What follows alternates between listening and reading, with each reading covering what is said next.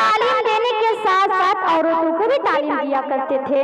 बल्कि उन औरतों की फरमाइश पर आपने हफ्ते का एक दिन खास कर दिया था, जिसमें वो अपने मखसूस मसाइल आका करीम अलैहिस्सलाम से मालूमात हासिल किया करती थी। इससे ये अंदाजा होता है कि उन ख़वातीन के अंदर दीन सीखने का कितना जज्बा था और फिर इल्म व अफजल में उनका मुकाम व मर्तबा कितना बुलंद था। आइए मैं मौके की मुनासिब से यहाँ ऐसे रूहानी व अरफानी वाक़यात पेश करना चाहती हूँ जिसे सुनकर आपका ईमान ताज़ा हो जाएगा और दिल की कलियां खिल उठेंगी। साथ ही आपको कुछ अंदाजा भी हो सकेगा कि कुरान फहमी का आलम क्या था, उन ख़वातीन जो है कितने बेहतरीन तरीके से दिन को सीखी थी और फिर इल्म व अफजल में उनका मुकाम व मर्तबा कितना बुलंद था। मेरे इस्लाम की मुक़द्दस शहज़ादियों, हुज़ूर नबी करीम सल्लल्लाहु अलैहि वसल्लम ने फरमाया कि तलबुल इल्मी फरीज़तुन अला कुल्ली मुस्लिमिन व मुस्लिमा, कि इल्म दिन हासिल करना तमाम मुसलमान मर्द औरत आक़िल बालिग़ पर फर्ज है। सिर्फ मर्दों को इल्म दिन हासिल करना और औरतों को इल्म दिन से महरूम रखना ये इरशाद नबवी के खिलाफ है। इसलिए वाज़ेह कर दिया गया है कि जितना मर्दों के लिए इल्म जरूरी है उतना ही औरतों के लिए भी जरूरी है, क्योंकि इसलिए बुजुर्गान दिन फरमाते हैं कि खानदान में एक औरत को पढ़ना लिखना सिखा दो तो उससे सारा खानदान पढ़ लिख जाता है, क्योंकि सबसे पहली दरसगा माँ की गोद होती है। मेरे इस्लाम की मुक़द्दस शहज़ादियों, हुज़ूर नबी करीम सल्लल्लाहु अलैहि वसल्लम ने फरमाया कि गोद से लेकर के गोद तक इल्म दिन हासिल करो, क्योंकि सबसे पहली दरसगा माँ की गोद होती है। माँ के नाम से बोलेगी या रसूल अल्लाह, माँ से मोहब्बत होगी तो जरूर बोलेगी या रसूल अल्लाह, या हबीब अल्लाह। माशाअल्लाह। इस्लाम में माँ का किरदार बेमिसल व बेमिसाल होता है, क्योंकि सबसे पहली दरसगा माँ की गोद होती है। अगर माँ ने अपने बच्चे की तालीम और तरबियत आला मियार की हो तो बच्चे का किरदार और अखलाक भी आला होगा। अगर माँ बाप की तरफ से अपने बच्चे की तालीम और तरबियत में देने के लिए कोई कमी रह गई तो बच्चे के किरदार और अखलाक में भी कमी रह जाएगी, क्योंकि यही वो तालिब इल्म का कमाल था कि माँ सैयदा आमिना थी तो बेटा मोहम्मद अरबी था, माँ सलमा उल खैर थी तो बेटा सिद्दीक़ अकबर था, माँ सालिहा थी तो बेटा गौसे आज़म था, माँ सैयदा फातिमा बिन्त असद तो बेटा मौला अली, माँ सैयदा फातिमा बिन्त मोहम्मद तो बेटा इमाम हुसैन, माँ सालिहा थी तो बेटा फारूक आज़म था, माँ सालिहा थी तो बेटा हिंदुल वली था, माँ सालिहा थी तो बेटा इमाम आज़म था, माँ सालिहा थी तो बेटा फखरुद्दीन था, माँ सालिहा है तो बेटा बख्श होता है। माँ सालिहा है तो बेटा कुतुबुद्दीन होता है, माँ सालिहा है तो बेटा कमरुद्दीन होता है, माँ सालिहा है तो बेटा अबुल हसन फुरकानी होता है। सुनिए बस यही नहीं, अगर माँ नेक हो तो बेटा भी नेक होगा, अगर माँ कारिया हो तो बेटा भी कारी होगा, अगर माँ आबिदा हो तो बेटा भी आबिद होगा, अगर माँ ज़ाहिदा हो तो बेटा भी ज़ाहिद होगा, अगर माँ आलिमा हो तो बेटा भी आलिम होगा, अगर माँ फाजिला हो तो बेटा भी फाजिल होगा, अगर माँ वलिया हो तो बेटा भी वली होगा, इमामुल अंबिया होगा, अगर माँ सलमा उल खैर हो तो बेटा सिद्दीक़ अकबर होगा, अलगर्ज अगर माँ नेक हो तो बेटा इमाम अहमद रज़ा खान बरवली रहमतुल्लाह अलैह होता है। माशाअल्लाह। माँ से मोहब्बत है तो दोनों हाथ उठा के बोले लब्बैक या रसूल अल्लाह, लब्बैक या रसूल अल्लाह। शायद इधर वाली को मोहब्बत ही नहीं है, देखिए मुस्कुरा रही है लेकिन हाथ नहीं उठा रही है, शर्मा रही है। बोले लब्बैक या रसूल अल्लाह, लब्बैक या रसूल अल्लाह। माशाअल्लाह। मैं पीछे की तमाम माँ और बहनों से कहना चाहूंगी कि सामने जगह खाली है, आप लोग आकर के बैठ जाएं, पीछे भीड़ ना लगा रखे, आगे सामने आकर के बैठ जाएं। आइए मैं आप लोगों को एक पुरनूर वाक़या सुनाओ ताकि आपका ईमान ताज़ा हो जाए। हज़रत इमाम रबिया रहमतुल्लाह अलैह की वालिदा थी, उनकी शादी अबू अब्दुर्रहमान फरूख से हुई। जब इमाम रबिया रहमतुल्लाह अलैह माँ के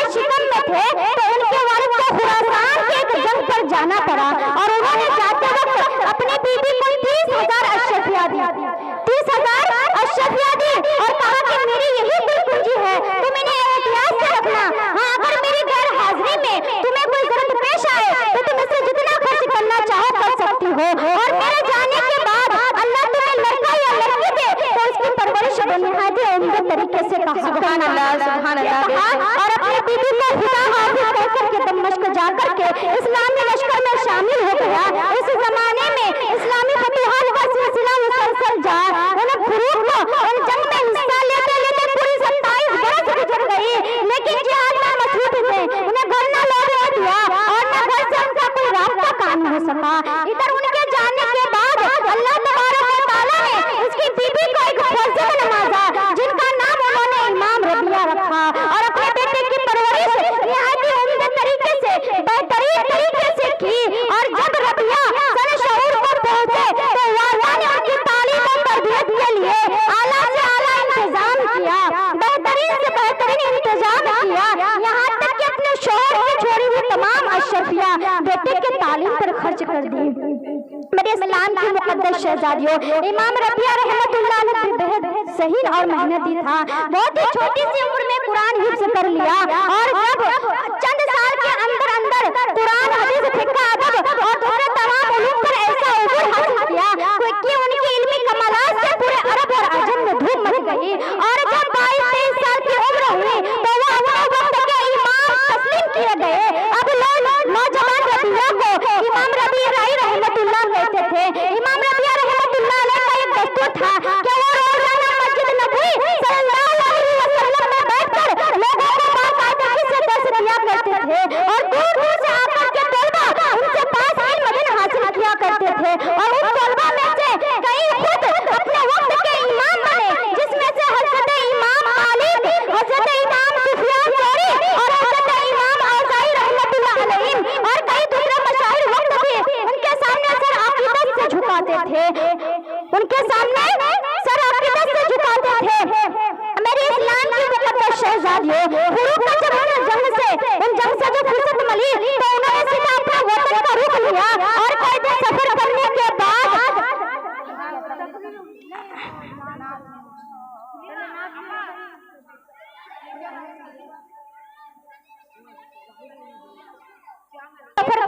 बाद कई दिन सफर करने के बाद मदीना मुनव्वरा में इस शान से दाखिल हुआ कि घोड़े पर सवार, कमर में तलवार बंधी हुई और हाथ पर एक लंबा सा नेजा लिए हुए अपने घर के दरवाजे पर पहुंचा, और नेजे के नोक से दरवाजा खटखटाया।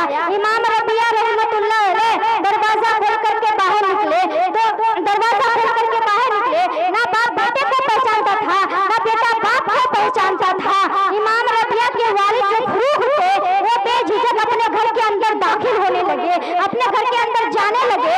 तो इमाम रबिया रहमतुल्लाह अलैह ने उनको रोका, उनको माशाअल्लाह मेरे बगैर इजाजत के कहाँ जा रहा है? तो इमाम रबिया के जो वालिद फरूक थे उन्होंने बरहम होकर के कहा, ओ दुश्मन खुदा, ये मेरा अपना घर है, तू इसमें क्यों घुसा हुआ है? और जो इमाम रबिया ने भी इसी किस्म के अल्फाज कहे, दोनों के दरमियान आवाजें बुलंद होने लगी। तमाम मदीने वाले इकट्ठा हो गए। उस वक्त फरूक ने अपना तारुफ कराया और कहा कि मेरा नाम अबू अब्दुर्रहमान फरूक है, ये मेरा अपना घर है।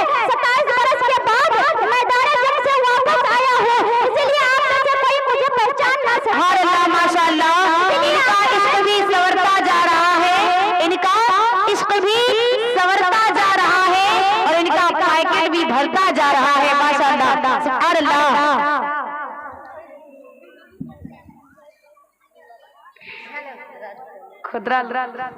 मेरे इस्लाम की मुकद्दस शहजादियों, उस वक्त फरूक ने अपना तारुफ कराया और कहा कि मेरा नाम अबू अब्दुर्रहमान फरूक है, 27 बरस के बाद जंग से वापस आया हूँ, इसलिए आप में से कोई मुझे पहचान नहीं सकते। उसकी बीबी ने जब ये आवाज सुनी तो दरवाजा झाँक कर देखी तो फौरन अपने शौहर से गुजारिश करूंगी, बराए करम बैठ जाए, आप लोग की बड़ी मेहरबानी होगी, आप लोग मेरी बात को मानिए और बराए करम बैठ जाए। जगह खाली होगी शायद उधर, जगह खाली है बराए करम, अगर जगह खाली भी नहीं है तो उधर बना के दे रहे मेरे भाई लोग। बराए करम आप लोग बैठ जाए, अच्छा नहीं लग रहा, बैठ जाए आप लोग। मेरे इस्लाम की मुकद्दस शहजादियों, बीबी ने दरवाजे से झांका तो फौरन अपने शौहर को पहचान गई और दोनों को बुला भेजे। साथ ही अपने बेटे से कहने लगा कि ये आपके वालिद हैं, और अपने शौहर से कहने लगा कि ये आपके बेटे हैं जो चंद माह पहले बाद आपके जाने के बाद पैदा हुआ था। मेरे इस्लाम की मुकद्दस शहजादियों, ये सुनते ही बाप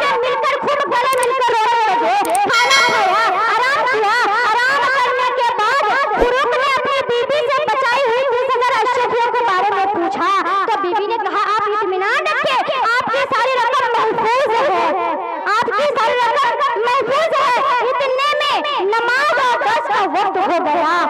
आजान सुनते ही इमाम रबिया रहमतुल्लाह अलैह दस देने चले गए और बीबी ने अपने शौहर से कहा कि आप भी जाएं और मस्जिद नबी सल्लल्लाहु अलैहि वसल्लम में जाकर के नमाज अदा करके आए। जब सुभान अल्लाह माशाअल्लाह मैं बोल रही हूँ क्यों नहीं उठाएगी पापा? हेलो लिए गए नमाज पढ़ने के लिए गए तो क्या देखा कि लोगों के दरमियान एक साहब बड़े शान और वक़ार के साथ बैठे हुए हैं और तमाम लोग उनके सामने दर्श दे रहे हैं। तमाम लोग उनके जो वहाँ बैठे हुए थे और वो तमाम लोगों को दर्श दे रहे हैं। ये तमाम लोगों को दर्श देने वाले बुजुर्ग कोई और नहीं बल्कि इमाम रबिया थे, जो उन्होंने उचित टोपी पहन रखी थी, इसलिए उनके वालिद दूर से पहचान न सके। किसी से पूछा कि ये बुजुर्ग कौन है? कहने लगे ये इमाम रबिया रहमतुल्लाह अलैह है, रहमतुल्लाह इब्ने अब्दुर रहमान है। ये सुना तो उनके वालिद को इस कदर खुशी हुई कि खुशी के मारे आंखों से आंसू झलक पड़े और बेअख्तियार निकल पड़ा कि अल्लाह का लाख सुभान अल्लाह माशाअल्लाह अल्हम्दुलिल्लाह मर्तबा इतना बुलंद व बाला किया। खुशी खुशी अपने घर आए और बीबी से कहने लगा कि आपने जो है मेरे बेटे की जो अजमत या शान देखी, आज से पहले किसी बड़े से बड़े आदमी की, फिर किसी बड़े से बड़े आलिम की नहीं बड़े से बड़े आदमी की नहीं देखी थी। बीबी ने कहा आपको बेटे की ये शान और अजमत पसंद है या 30,000 अशरफिया? तो अबू अब्दुर रहमान फरूक कहने लगे खुदा की कसम इस मर्तबे और शान के सामने इन अशरफियों की कोई हकीकत नहीं है। तो बीबी ने कहा फिर सुन ले कि मैंने 30,000 अशरफिया आपके बेटे की तालीम और तरबियत पर खर्च कर दी है। अब्दुर रहमान फरूक ने कहा खुदा की कसम इन अशरफियों का इनसे बेहतर इस्तेमाल नहीं हो सकता था। तुमने बहुत ही अच्छा किया कि इन अशरफियों को खर्च करके मेरे बेटे को एक ऐसे खजाने का मालिक बना दिया जिसको कोई चुरा नहीं सकता, जिसको कोई छीन नहीं सकता। मेरे इस्लाम की मुकद्दस शहजादियों का शुमार ताबईन में होता है।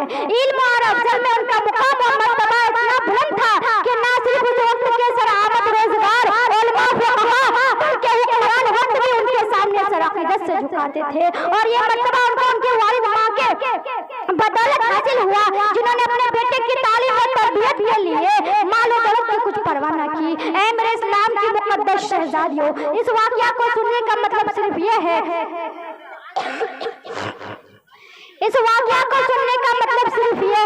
कि इंसान की कामयाबी और कामरानी माँ के तालीम और तरबियत में है। आला मियार की हो और इमाम रबिया रहमतुल्लाह अलैह के वालिदा की तरह अपने बेटे के अपने बच्चे की तालीम की हो तो आज भी इमाम रबी राय जैसे इमाम पैदा हो सकते हैं, क्योंकि सबसे पहले दरसगा माँ की गोद होती है। मैं इस महफिल के वास्ते तमाम उम्मत की माँ को ये पैगाम देना चाहती हूँ कि अगर आप दुनिया व आखिरत अल्लाह रब्बुल इज्जत हुजूर नबी करीम सल्लल्लाहु अलैहि वसल्लम की रज़ा और खुशनुदी चाहती हैं तो अपनी औलाद की सही दीनी तालीम और तरबियत देकर। इसीलिए किसी शायर ने क्या खूब कहा है, माँ को देखना इबादत की तरह लगता है। माँ से मोहब्बत है तो दोनों हाथ उठा के बोले माँ को देखना इबादत की तरह लगता है, उनका दीदार ज़ियारत की तरह लगता है। माँ को देखना इबादत की तरह लगता है, उनका दीदार ज़ियारत की तरह लगता है। मेरी माँ रहती है मौजूद मेरे घर ही में, लेकिन मेरी माँ रहती है मौजूद मेरे घर ही में, लेकिन घर मेरा इसलिए जन्नत की तरह लगता है, घर मेरा इसलिए जन्नत की तरह लगता है। मेरे आप सब लोग मिलकर बोल लीजिए सुभान अल्लाह माशाअल्लाह।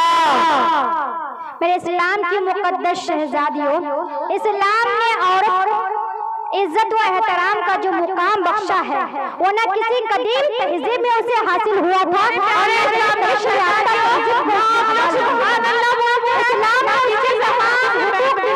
उसे माँ बहन और बेटी के निहायत काबिल एहतराम मुकाम से सरफराज किया। मेरे इस्लाम की मुकद्दस शहजादियों और मर्द औरत के दरमियान एक मुकद्दस रिश्ता कायम करके दोनों की जिंदगी को सरता अमन सुकून बनाने की जमानत दी। मेरे इस्लाम की मुकद्दस शहजादियों, औरत के तमाम तमाम हुकूक का बोझ मर्द के जिम्मे डालकर औरत को जो है घर का मलिका बनाकर उसका सारा नजर उसको सुपुर्द कर दिया।